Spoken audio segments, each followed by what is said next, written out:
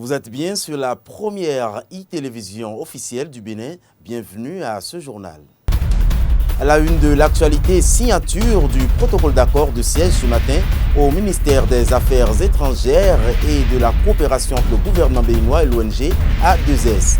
Formulation des vœux du nouvel an à l'endroit du peuple béninois, du président du Conseil économique et social et enfin, polémique, controverse ou contestation du Wemekwe, Clément Nyolonfou, l'ancien maire de la commune de Bonou, nous apporte plus de précisions.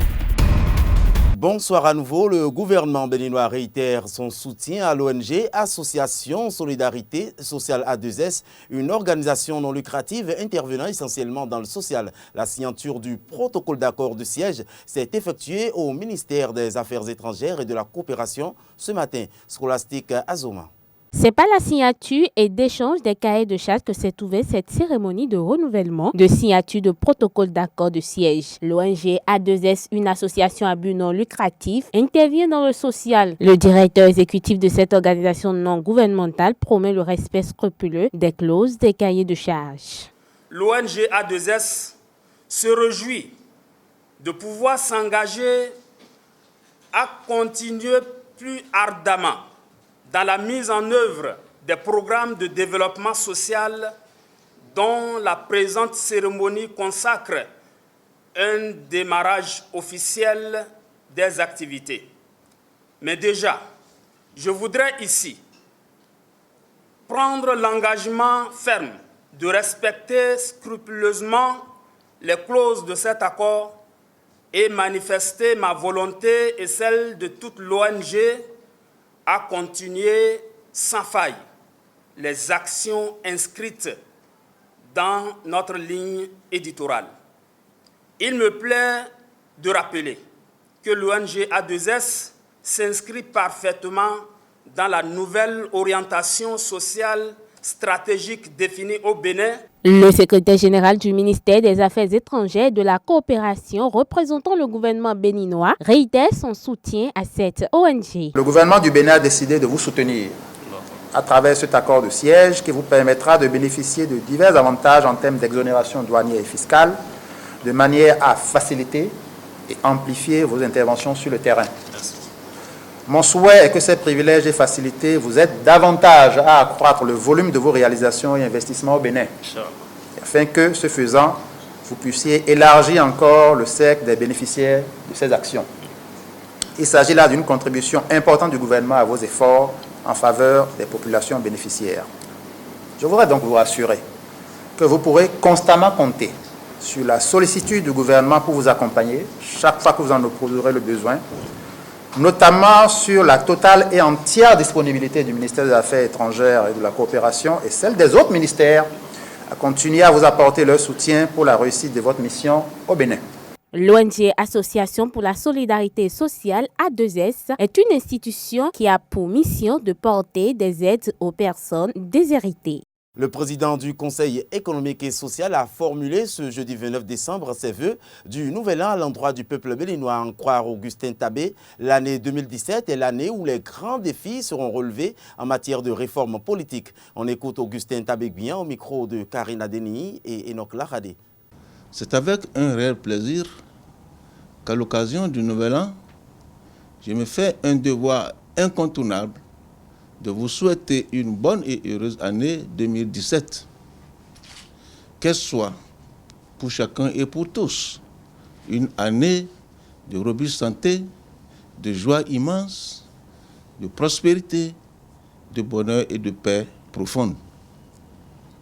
Comme nous pouvons l'imaginer, 2017 est une année qui s'annonce avec de nouveaux espoirs, certes, mais également de nombreux défis. 2017 sera l'année des réformes politiques et institutionnelles annoncées par le chef de l'État, son Excellence le président Patrice Talon. Nous serons donc invités à apprécier les différentes propositions liées à la révision de notre Constitution du 11 décembre 1990. C'est donc un enjeu important pour le Bénin et pour le réussir. Chaque citoyen que nous sommes devra remplir ses devoirs conformément à la loi. Mes collègues conseillers de la 5e mandature et moi-même mesurons l'importance du travail républicain qui incombe à toutes les personnalités à divers niveaux de la vie nationale. Au Conseil économique et social, tous les hauts conseillers sont conscients que sans une paix réelle, sans la compréhension entre autorités à tous les niveaux, sans l'amour, la fraternité du dialogue permanent et constructif, sans le travail bien fait, notre cher et beau pays, le Bénin, ne saurait prétendre en 2017 à un développement économique et social durable.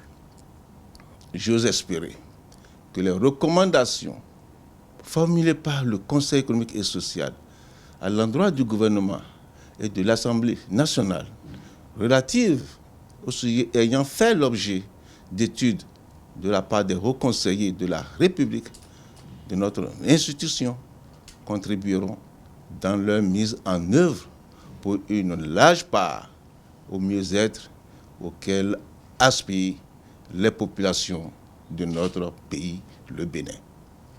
Nous avons tous intérêt à maintenir l'ambiance de paix qui règne au Bénin, à promouvoir la culture du dialogue permanent qui a toujours caractérisé le peuple béninois.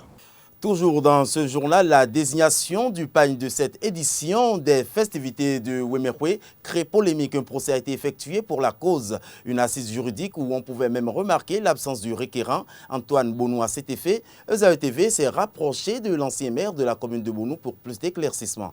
On écoute Clément Nyolonfou au micro d'Abdelkader Achirou. Il s'agit d'un groupuscule d'individus qui se sont retrouvés à un certain moment donné et pour la plupart des débiteurs de M. Bonou Antoine.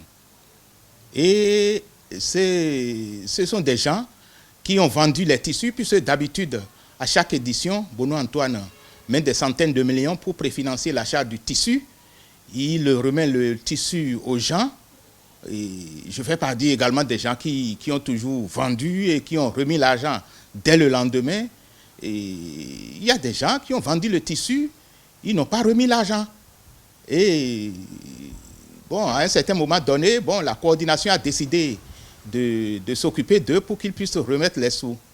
C'est parce que la coordination leur a arraché les sous que ces gens-là ont décidé de mettre le pied dans les plats à propos du tissu. Parce que les sous qu'ils devaient à la coordination, c'est des sous concernant la vente des tissus des éditions passées. Ces gens, ils ont décidé de court-circuiter la coordination et de mettre sur le marché un tissu qu'ils disent être de bonne qualité, au moindre coût, ce qui n'est pas du tout vérifiable puisque la coordination n'a même pas encore sorti son tissu pour qu'on puisse le comparer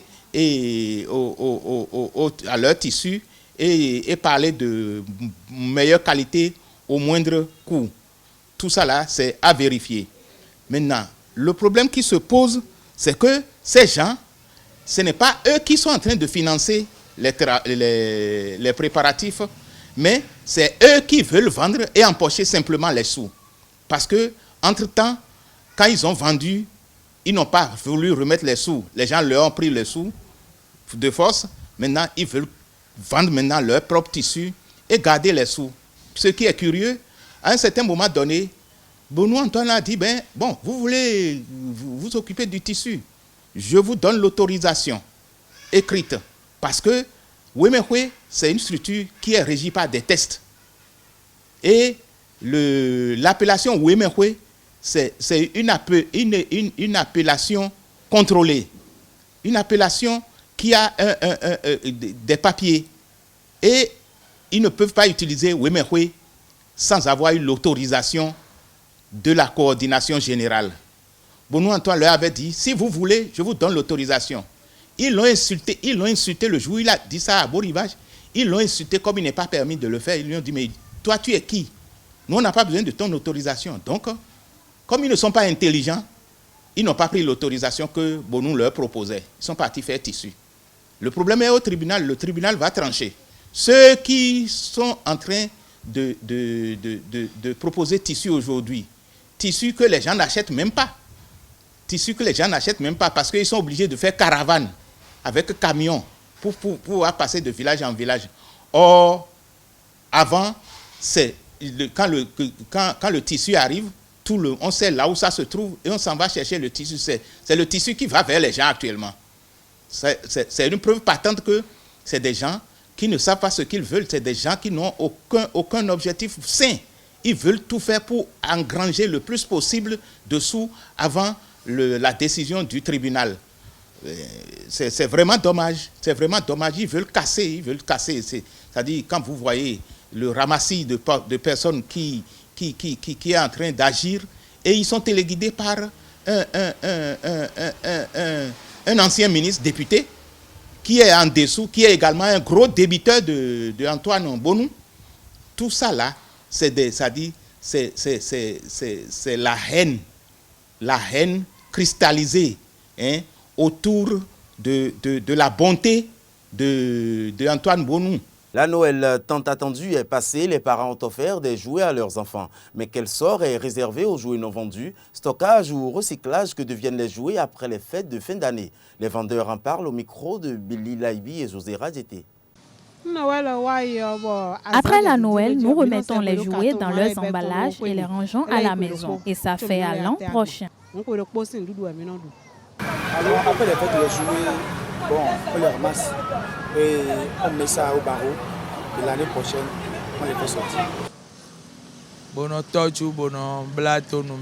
Nous les conservons pour l'année suivante. Et ces jouets restants paraissent nouveaux parmi les autres échantillons.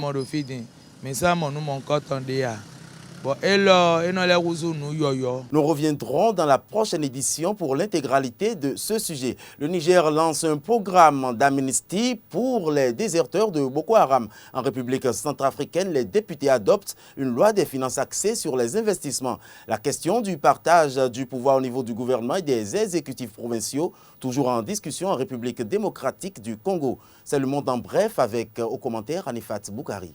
Ouvrons cette page par l'actualité au Niger. Le Niger lance un programme d'amnistie pour les déserteurs de Boko Haram. Le gouvernement a annoncé mercredi 28 décembre le lancement d'un programme d'amnistie et de réinsertion pour les anciens combattants du groupe djihadiste Boko Haram. Cette annonce a été faite par le ministre nigérien de l'Intérieur et de la Sécurité publique, Mohamed Bazoum, en visite à Difa, dans le sud-est du pays, où une trentaine d'anciens combattants s'est rendue. En République centrafricaine, les députés adoptent une loi de finances axée sur les investissements. L'Assemblée nationale a adopté mercredi 28 décembre sa première loi de finances depuis la fin de la transition. Une loi de finances qui donne la priorité aux investissements. Un seul parti a voté contre, considérant que le budget de la sécurité n'était pas suffisant. En RDC, la question du partage du pouvoir au niveau du gouvernement et des exécutifs provinciaux est toujours en discussion. Majorité et rassemblement de l'opposition se sont rencontrés une partie de la nuit. Les évêques qui sont rentrés mercredi soir attendent ces deux amendements pour terminer le protocole d'accord qui devrait être présenté ce jeudi 29 décembre. La signature est toujours prévue pour vendredi. L'Église catholique reste confiante malgré quelques déclarations alarmistes tant du côté de la majorité que de l'opposition. Et pour finir, allons en France où François Hollande a annoncé mercredi avoir accordé la grâce présidentielle totale à Jacqueline Sauvage, condamnée à 10 ans de réclusion pour le meurtre de son mari violent. Détenue près de Paris, elle a été libérée dans la soirée. Fin de cette édition, disponible désormais en intégralité en podcast sur www.aetv.com. On se retrouve demain, même heure, même site. Agréable soirée.